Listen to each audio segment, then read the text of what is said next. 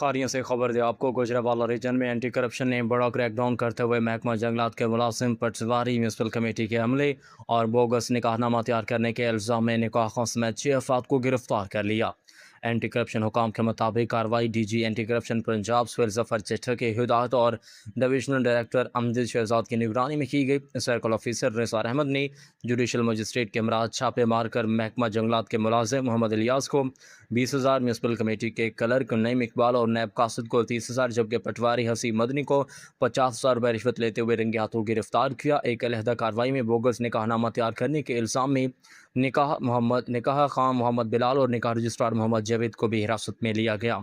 Assistant director anti corruption वाना शबीर अशरफ ने खबरदार किया कि रिश्वतस्तानी में मुलव्वस सरकारी मुलाजमीन अपना रवैया दुरुस्त कर लें, बसूरत दीगर कानून के मुताबिक सख्त कार्रवाई अमल में लाई जाएगी।